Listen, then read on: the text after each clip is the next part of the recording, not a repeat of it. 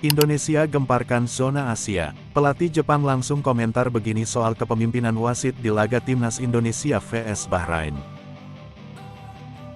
Alhamdulillah, Timnas Indonesia sudah tiba di Qingdao. Siap hadapi ancaman kebangkitan China. Begini kondisinya para pemain.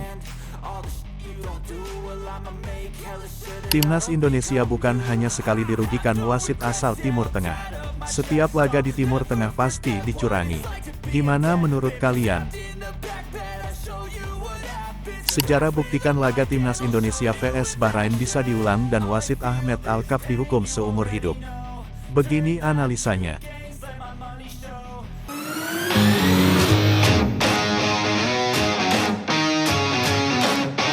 Sebelum kita lanjut ke berita terlengkapnya, alangkah mulianya bagi kalian untuk tekan tombol like dan yang belum subscribe tolong subscribe channel ini. Indonesia gemparkan zona Asia. Pelatih Jepang langsung komentar begini soal kepemimpinan wasit di laga Timnas Indonesia vs Bahrain. Pelatih Timnas Jepang Hajime Moriyasu ikut memberikan pandangan terkait kepemimpinan laga antara Timnas Indonesia vs Bahrain pada matchday grup C putaran ketiga kualifikasi Piala Dunia 2026 zona Asia. Laga yang berlangsung pada Kamis tanggal 10 Oktober tahun 2024 di Stadion Nasional Bahrain. Berakhir imbang dengan skor 2-2 namun dibayangi oleh sejumlah keputusan kontroversial dari wasit Abdul Rahman Alkaf.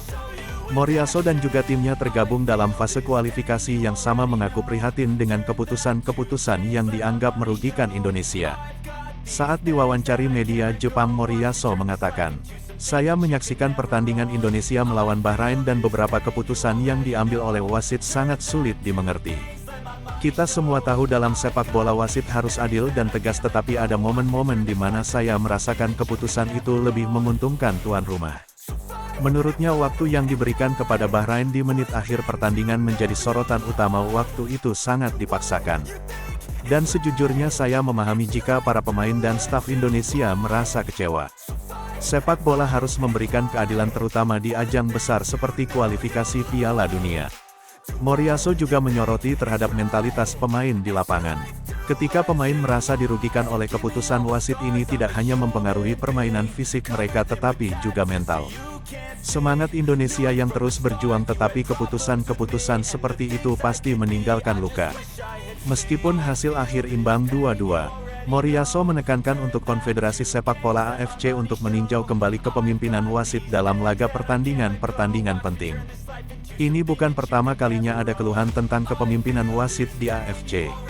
Saya pikir penting bagi wasit yang memimpin pertandingan memiliki standar yang tinggi dan tidak terpengaruh oleh uang.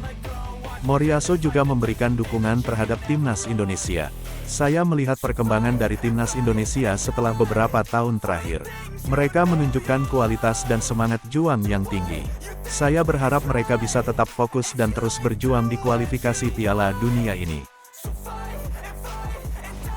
Alhamdulillah, Timnas Indonesia sudah tiba di Qingdao. Siap hadapi ancaman kebangkitan China. Begini kondisinya para pemain. Skuad Timnas Indonesia sudah tiba di Qingdao, China, Jumat tanggal 11 Oktober tahun 2024 sebelum menjalani laga kualifikasi Piala Dunia 2026. Skuad Garuda tiba di Qingdao Jiaodong International Airport, melalui Terminal 1F pukul 17.13 waktu Indonesia Barat. Kedatangan Timnas Indonesia itu disambut oleh Perhimpunan Pelajar Indonesia PPI Tiongkok, Shandong, yang juga disiarkan langsung melalui Instagramnya. Tampak para pemain tiba dengan menggunakan jaket dan baju berkerah kontingen Timnas Indonesia. Pratama Arhan pun menjadi pemain pertama yang keluar dari pintu kedatangan, disusul Sain Patinama, dan diakhiri oleh rombongan tim kepelatihan. Tim besutan Shin Tae-yong ini menggunakan pesawat yang dicarter oleh PSSI usai laga kontra Bahrain. Seperti diketahui, Timnas Indonesia menghadapi Bahrain sebelum bertandang ke markas China.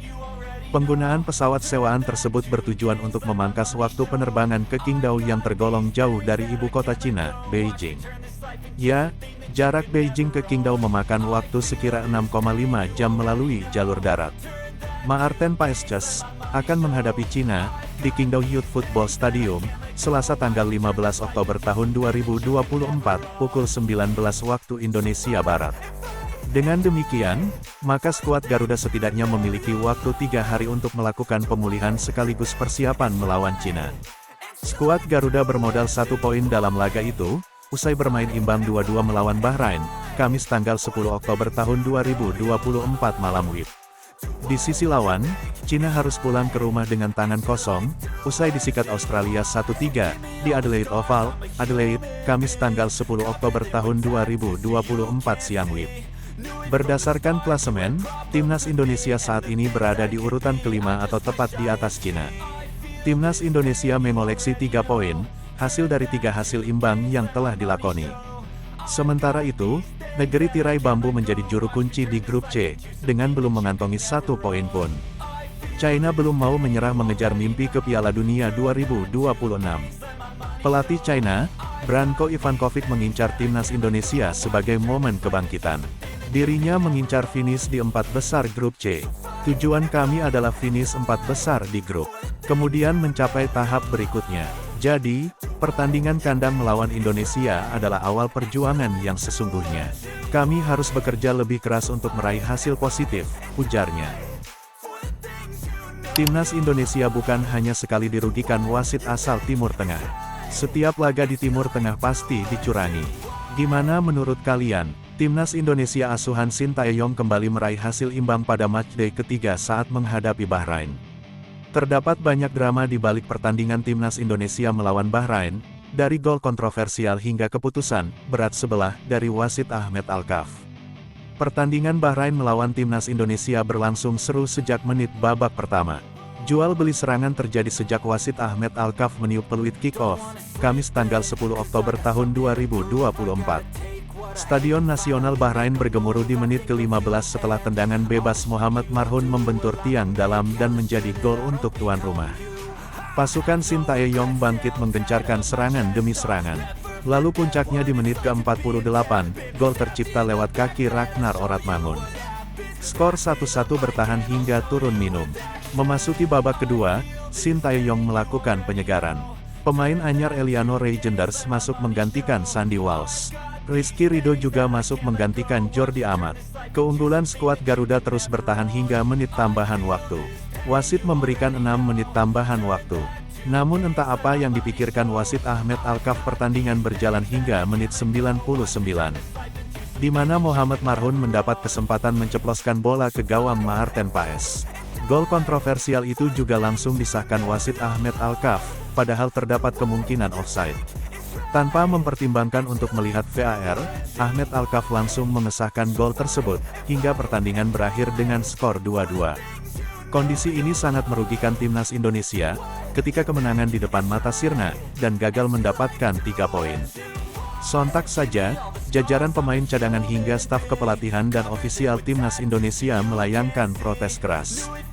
Di sisi lain, Asosiasi Sepak Bola Bahrain menerima surat dari Federasi Sepak Bola Internasional FIFA yang berisi sanksi yang dikeluarkan terhadap asosiasi tersebut. Sanksi yang diberikan FIFA terkait laga pertama Timnas Bahrain melawan Jepang 05 yang digelar pada tanggal 10 September tahun 2024 di Stadion Nasional Bahrain. Dilansir dari Al Watan News, Asosiasi Sepak Bola Bahrain buru-buru memberikan pengumuman. Berdasarkan penggunaan laser berulang kali oleh fans Bahrain terhadap pemain tim nasional Jepang selama pertandingan tersebut, FIFA memutuskan untuk mendenda Federasi Bahrain 5.000 franc Swiss sekitar Rp91.176.066. Tidak hanya soal laser, FIFA juga mendenda Bahrain dengan jumlah yang sama karena bunyi peluit dari tribun penonton. Total Rp182.352.012 untuk 2 pelanggaran tersebut. Hal tersebut tentu merugikan pihak Federasi Bahrain. Sejarah buktikan laga Timnas Indonesia vs Bahrain bisa diulang dan wasit Ahmed Alkaf dihukum seumur hidup. Begini analisanya, sejarah membuktikan laga Timnas Indonesia vs Timnas Bahrain dapat diulang. Bahkan, wasit Ahmed Alkaf bisa saja dijatuhi hukuman larangan memimpin pertandingan seumur hidup. Alkaf disorot usai laga Timnas Bahrain vs Timnas Indonesia yang berakhir 2-2 pada matchday 3 Grup C putaran 3 kualifikasi Piala Dunia 2026 zona Asia. Sang pengadil mengeluarkan sejumlah keputusan kontroversial pada pertandingan di Stadion Nasional Bahrain, Manama, Kamis tanggal 10 Agustus tahun 2024 malam WIB. Bahrain lebih dulu unggul lewat gol tendangan bebas Mohamed Marhun. Indonesia lalu bangkit dan membalikkan keadaan 2-1 lewat Ragnar Oratmamun 48 dan Rafael Struijk 74. Sayangnya, Bahrain mencuri kemenangan itu di menit-menit akhir. Marhun mencocor masuk bola di mulut gawang pada menit ke-9 injury time untuk memaksakan skor akhir 2-2. Nah, gol kedua Marhun itu yang membuat Alkaf jadi pesakitan. Sebab, ofisial sebelumnya memberikan tambahan waktu 6 menit di akhir babak kedua. Jumlah tambahan waktu itu juga patut dipertanyakan lantaran Alkaf juga tak terlalu banyak menghentikan pertandingan. Lamanya waktu berjalan justru menguntungkan Bahrain yang kemudian mencetak gol kedua. PSSI sudah memastikan akan memprotes kepemimpinan sang wasit ke AFC dan FIFA. Lalu, apakah pertandingan tersebut bisa diulang? Ada bukti sejarah yang menguatkan hal itu. Peluang diulangnya laga bisa saja terjadi andai ada bukti kuat tentang kecurangan atau pengaturan skor. Hal itu pernah terjadi pada kualifikasi Piala Dunia 2018 antara Timnas Afrika Selatan melawan Timnas Senegal. Kala itu, FIFA memutuskan agar laga diulang. Penyebabnya, wasit Joseph Lamte dinyatakan bersalah usai memberi hadiah penalti untuk Afrika Selatan dari handball Kalidou Koulibaly. Berkat penalti itu, The Bafana menang 2-1. Dalam tayangan ulang terbukti bola mengenai kaki baru tangan sang pemain. FIFA menganggap Lamte telah melakukan manipulasi pertandingan.